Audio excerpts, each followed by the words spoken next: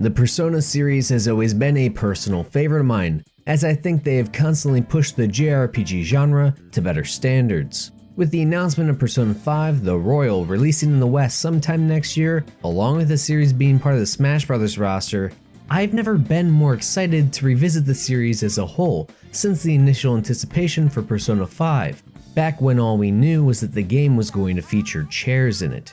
The game that roped me into the series was Persona 3. It was an introduction for me to more mature JRPGs that weren't Final Fantasy,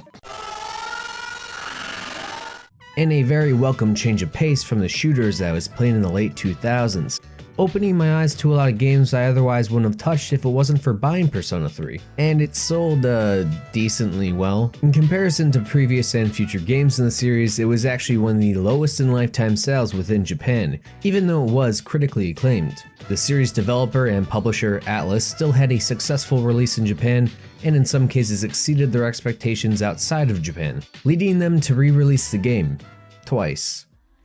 Once as Persona 3 FES on the PS2, where the original game was native, and again a few years later as P3P on the PlayStation Portable, adding more content to each release. Persona 3 FES is the one I'll be talking about since I feel this is the definitive version of the game to play. The PSP version technically has more content with a female protagonist, more conversations with several characters from the cast, and 8 amazing new music tracks. Yet the limitations of the PSP crippled the game by forcing the overworld into a static, isometric point-and-click map, while having the story cutscenes play out akin to a visual novel, rather than having 3D models interact with each other. Persona 3 FES is also the only one I still own, so it's the only one I can emulate legally. Regardless, I just want to talk about something that I remember loving, and try to objectively look at everything about this decade-old game to see if it really holds up to how I remember it without the rose-tinted glasses. There's a lot this game does right. The second you start it up, you get a taste of that through the animation, leaving a pretty good first impression. This is where I had originally planned to talk about the Persona 3 FES exclusive intro animation, but Atlus didn't seem to like that too much. So let's just skip to the intro that isn't completely forgettable. The second intro is the one used for the original game and can be seen by waiting on the title screen for a few seconds. The animation is just eye candy, using primary colors, great framing, and abstract designs while constantly hinting at the motif. I don't think I've seen an intro like this in a video game before. Wait, yo, hold up, yo, you hear that? Yo, bro, do you hear that? That's a fucking banger right there. She said, "Burn my dread." Burn My Dread has that switch from electric dance to intense electric guitar that gets you pumped alongside the foreboding animation. It's the perfect start to make you want to play the game. Aside from the animations that get you hyped to start playing, the most important one is when you decide to get into the journey, the main game. This cutscene sets the tone of Persona 3 in a very strange way, as well as show off the style of editing and the use of great sound design that helps to create this uneasy atmosphere. First animated cutscene starts on the way to the school dorm, where the player character is designated to live at while attending a new school. Now that doesn't seem like the most interesting start to a game. A Japanese twink becoming the transfer student and moving into a new dorm is really nothing new. But Persona 3 introduces this bland trope with so much mystery and style that what could seem like a boring introduction becomes, in my opinion, one of the better introductions to a JRPG to date. The opening scene doesn't waste your time, immediately telling you this game is going to involve death and you have 1 year to save the world. Okay, there you go. You know what your goal is. But then the question is, how will you get there? What the hell? What's going on here? Is she trying to commit suicide? Why doesn't he care about the coffins and the puddle of blood? Who is this child convict and why is he forcing me to sell my soul? That girl's gonna fucking shoot me. But more importantly, why does this dog have an afro? Alright, this opening is very compact, only lasting about 5 minutes, but so much is shown and none of it is answered right away, which is a very good thing to get you interested. I think this is a great example of what the animations do for the story, bringing in a unique direction that helps leave an impact that might not get left elsewhere. Now, having animations that lay down plot points and leave a strong impact is nice and all, but what about the story? What's the point of having a strong impact on a story that isn't good? Well, luckily it is pretty good. I don't want to spoil the main story as I think it's an experience best had blind, but I'll set the scene for you. The setting is based in a fictional city in Japan called Iwatodai, where the player character moves to in order to attend school. You quickly learn that something eerie happens at the strike of midnight. Electronics won't work, people become coffins, a mysterious boy has you sign a contract but nobody else can see him, and the other dorm members seem to be hiding something from you. The dorm members Mitsuru Kurijo and Yukari Takaba settle you in after the worst first impression ever as Yukari, the crazy bitch, almost pulls a gun on you, and then you nonchalantly go to bed. After that night, we're introduced to an array of characters that fill the school, Gakukan High, even making a new friend with a seemingly egotistic classmate Junpei Iori. A day later, the chairman of the high school, Shuji Ikutsuki, introduces himself to you. He explains your temporary living conditions at the dorm, shows his talent as a comedian. The early bird catches the bookworm. Please forgive the pun. And you go to bed. At night, alongside Mitsuru and Yukari, the chairman spies on you as you sleep and explains to Yukari that there is a hidden hour in between 12 a.m. and 1 a.m. each day called the dark hour, further explaining the fact you haven't turned into a coffin and that nothing is preyed on you means that you have a potential. While this is happening, you experience a semi-erotic dream where you encounter a large-nosed man named Igor and his assistant, Elizabeth. You learn that the contract the strange boy had you sign was actually a contract that allowed you to visit this elevator room. A place between dream and reality, mind and matter. The Velvet Room. He says that you will need his help to hone your unique abilities and stresses that the only thing he wants in return is taking responsibility for your actions, like paying child support on time. Dad. If you leave children behind, pay your child support on time. Deadbeat dads are not cool.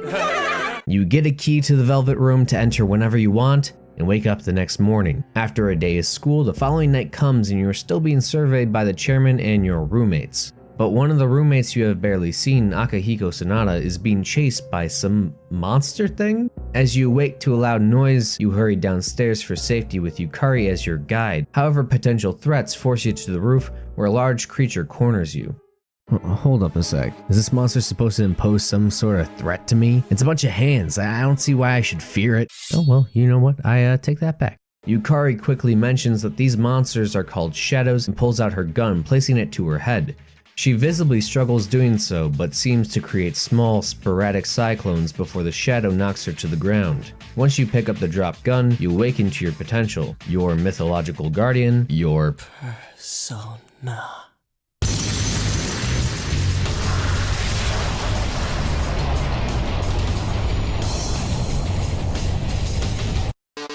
You demolish the creature uncontrollably and get introduced briefly to the combat system, to which you pass out after the last of the shadows are killed. After recovering in the hospital because of the exhaustion caused by awakening to your persona, you learn about the seize operation that the other dorm members are a part of. They tell you the guns are actually fake guns called evokers that help materialize personas to defeat shadows, as well as being introduced to the sprawling tower that acts as a hive for these shadows, Tartarus. This story has a basic premise that slowly turns into a more complex coming-of-age story that thrives from character interactions and never losing sight of what it wants to tell. Characters are rarely one-dimensional and are brought to life by surprisingly good voice acting for the time. Some characters have less than spectacular voices, but in a timeline where Chaos Wars was dubbed the same year that FES was released, we need to hurry, everyone's waiting for us. I'm just saying it could have been a lot worse. For the most part, I would say that the voice acting is well above par, mainly because they had so many well-established VAs work on it. Alright, look at this list. We got fucking Ben 10 over here, both Rouge the Bat and Infinite, additional voices for Kingdom Hearts 3? Wait, who is she? I literally don't know who did her voice. I don't think anyone does, actually. Yeah, we got fucking Vic McNo. The voice acting helps convey the message of Persona 3 more convincingly, which is important for a series that tends to explore the human mind and uses a motif about life to shape each individual game. Persona 3 having a motif about accepting death and finding your own meaning to life. Everyone in this story experiences the death of something, whether it's the death of one's father due to an accident caused by a large corporation, the death of one's own child due to a drunk driver hit and run, the death of their parents' marriage, or even the eventual death of oneself because of an illness they know will soon take them. Persona 3 displays the slow progress of coping with death through interactions with others and how not having those positive interactions can lead people down a separate path. There is a maturity in taking that death and turning it into a reason to push yourself to find happiness in your own life, rather than wishing for the end. It's a beautiful idea that translates into the gameplay just as well as it does through the storytelling and the art design. Persona is a series known for standing out from its JRPG contemporaries. While Persona 3 ditched some of what made the first few games in the series feel so different, it shook up the genre by blending a unique mix of a simulation game with a turn-based dungeon crawler. This would be the game that cemented the solid groundwork for the heavily acclaimed successors in the series. During the day, you are a Japanese schoolboy trying to better your charm, courage, and academics while also trying your best to make friends with a unique cast of characters. You have to plan your days wisely as you are on a timer. Every day counts and you only have so many until the end of the year. Making connections with characters in Iwatodai is a large appeal, and a very time-exhausting pastime that can be done in a number of ways. You can explore the city and meet the locals, attend extracurriculars with a classmate, play a dead MMORPG to talk to a gamer girl, chat with a Buddhist drunk at a nightclub, or give in to obvious scams from a TV salesman. You know, the usual ways a Japanese schoolboy makes friends. These friendships are called social links. As a gameplay feature, they act as individual subplots that further the motif of accepting death while also being a fun and emotional experience. Personally, I've always liked this since I enjoy seeing character development, and social links are a great way to do so while also being entertaining enough to spend your day in-game. The social links will be maxed out after 10 important interactions, ending the subplot with a dynamic change to the character. As you try to make friends, there will be roadblocks, as you will eventually have to use your stats of charm, courage, and academics to further some social links. A good example is with your schoolmate and C's teammate, Mitsuru. After a certain point in the story, you have the chance to spend time with her in your free time, but she isn't really seen you as anyone other than her C's teammate. But if you get the highest score on the exams out of your entire grade, you pique her interest in you. To get the highest score in the grade though, you need to have maxed out academic stats. Having requirements like this will occasionally come up in the game, forcing you to find new ways to spend your day so that you can continue growing your clout. Also, you can date all the ladies, so you know, a lot of waifus for the degenerates out there. Be mindful that not talking to characters within 60 days, saying certain dumb dialogue options, blowing off made plans with a character, or making a girl you have become intimate with jealous by spending a lot of time with other girls can actually reverse your social link. This forces you to spend a real awkward moment together as you try to pick the right option to make amends with them, before you can continue on with the social link. The one thing I don't like though is that the game forces you to date all the girls you try to max out social links with. So not only does this make reversing social links common unless you plan out your female social links well, but you pretty much just cheat on everybody like a complete Chad. Honestly, it just feels weird that in Persona 3, that wasn't even thought about. Now these social links are cool and all, but are they just short stories? Is that all they do? No, they do a lot more, but we'll get to that. When the sun goes down, you have the choice to continue social links and increase your social stats, or go into the hellhole, Tartarus, where you will be fighting shadows most of the time.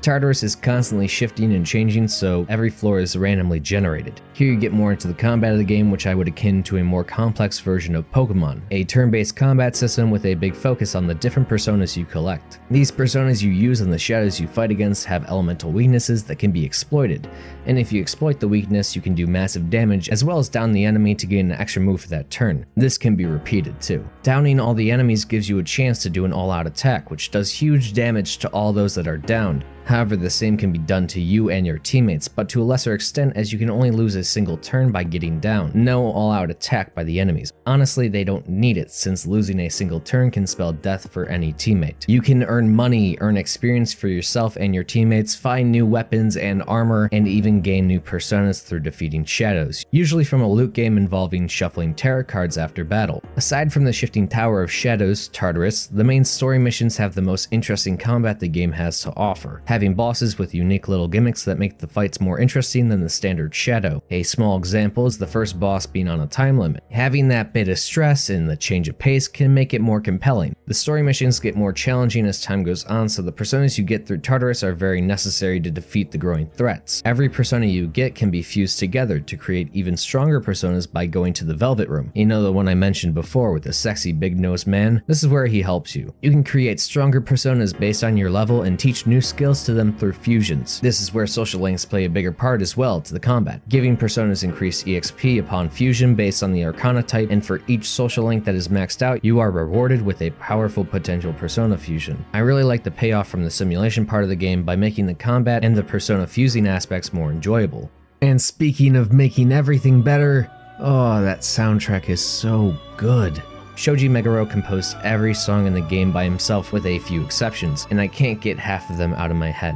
Whether you be in the Velvet Room, at your dorm, mid-exam, fighting shadows, or just walking around the city, the music adds a layer of excitement and magnetism that can't be added in any other form. I do wish, however, the sound effects were as consistently satisfying as the music. Not all of them are bad, but some of the important ones like hitting an enemy makes my ears bleed, and that's just not okay. In most games, the effects should make you feel rewarded with auditory candy for damaging the enemy. Your goal should sound gratifying, but instead you have this shit.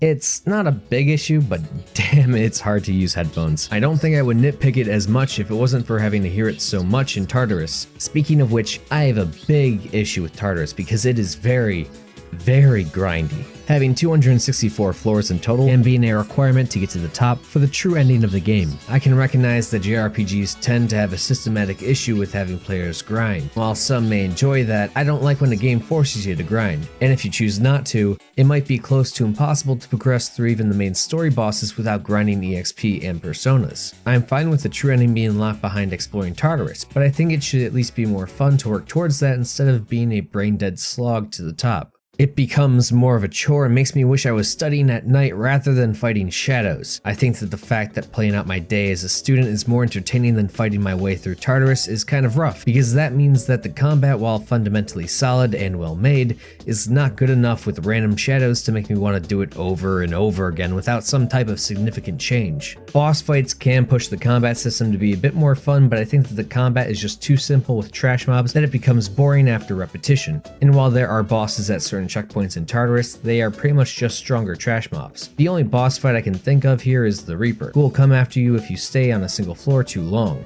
If he hunts you down successfully, you are forced to battle him, but if you're not level 70 or higher, he'll just kill you outright. By the time you can actually fight him though, it might be too late because you can actually complete the game before you're even level 70. Psst, you can just spam Thunder Rain and the Reaper can never kill you because shocking people is busted. The amount of time spent in Tartarus can be annoying, and it really doesn't help that you can only control the main character and none of the other party members too. Again, this isn't a huge issue because of the natural diversity the player character has through switching personas mid-fight, something that can't be done by the other party members. They also have a good intention as to why you as the player can't control your entire party when it's been a standard in JRPGs long before Persona 3, and that's because it fits with the motif of accepting death. The idea is that you can't force other people to do something that they have to work through themselves. You may be able to influence them with commands and through the trust you form with them, but you can't force them to do anything they aren't willing to do. They ultimately decide what they do as their own person. Nothing wrong with mixing the message into the combat, but having independent AIs can be quite frustrating from a gameplay perspective. Uh-oh, you want to tell your party member to focus on a single target that they are strong against? Well, gotta go to the commands and let them know what shadow to focus on. But whenever the focused target is killed, they go back to doing whatever they want. And you have to wait until it's your turn again before you can change that. Fucking Junpei, stop using my medicine!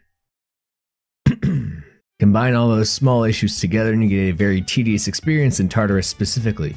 Now, even though I feel that Tartarus is an interesting idea, I think it's almost the worst thing about this game, along with small hiccups caused by not having direct control over your teammates. I say almost the worst because while Tartarus can be annoying, it doesn't force the difficulty on the player. If I didn't want to grind as much in Tartarus or try to spend less time in combat, I can play the game on an easier difficulty and rid some of the annoyance caused by it. I have the option to lessen the blow of this negative part of the game. The FES exclusive epilogue, The Answer, wants to take my protective cup off and have me jump crotch first on a railing. You would think that an advertised 30 plus hours of gameplay would be similar to that of The Journey, having half of the gameplay be simulation and the other half being turn-based combat.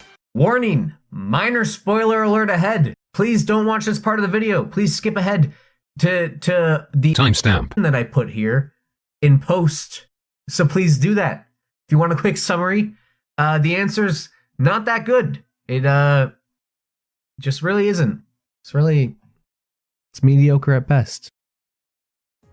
But then you realize it's only dungeon crawling, and it forces the hardest difficulty on you. Challenging gameplay is not a bad thing, but taking away the player's option of difficulty can stop them from experiencing the narrative of the epilogue if they haven't played on hard mode before. The hardest difficulty for Persona 3 is not impossible, but it can alienate anyone with only casual knowledge of the game, and nobody should be force-fed something like that unless the game always had one standard difficulty. Not having the simulation portion and the content also puts too much focus on the combat, something that I think is not strong enough to carry 30 plus hours of content on its back. The Answer does give more closure to the original ending, and even though it kind of makes some characters backtrack on their established developments, I really do believe it is an emotional, vital epilogue to solidify character growth with the C's members. But the story is only 3 hours long, which is about 1/10 of the time you'll be spending in The Answer. The fastest speedrun of The Answer takes 10 hours while skipping through the story portions, so trust me, you'll be in combat for many hours on end. If you enjoy the combat enough to spend tens of hours doing it, I'm sure you'll have a great time with The Answer, as it's quite a challenge. If you're not into the prospect of that gameplay for many hours, I can't say it's worth the effort to complete The Answer, and recommend just watching the story off of the internet. The Answer is okay, but I can't say I think of it in a positive light. Though there are a good amount of issues I believe Persona 3 FES has that can take away from the game, it does so well in many other aspects that I can't help but feel that this is a classic JRPG that anyone should try, as it has aged decently well for a 13-year-old game. It's a bit of a time sink, but it's well worth it. After replaying it at a more mature age, I've come to appreciate it more than I did before, as well as see how it could be improved significantly. So if you want to get into the Persona series, I recommend this as your first playthrough, as I think that playing the most recent Persona game may leave you spoiled if you decide to go backwards. This may not be a perfect game, but I recommend it to anyone that enjoys a unique in-depth story with great character developments and themes, but doesn't mind a bit of grinding to get you to all of it. Since Atlas is milking Persona 3 so dry at the moment, am I really gonna defile this grave for money? Of course I am! I fear many will forget about the original game and story. I enjoy a good spin-off, but when there are dancing, fighting, and dungeon crawling games involving the same cast to which they magically have their memory erased at the end just for fan service purposes, I can't help but feel disheartened that Atlas would prefer to make a quick buck from their fanbase rather than leave an amazing story unmuddied by fanfiction-esque premises. I prefer to have people remember Persona 3 for what it really is, a game that was ahead of its time, stylish, serious but fun, emotional and captivating, and while rough around the edges, the groundwork for a golden standard in its genre. With a fucking sick-ass musical, baby!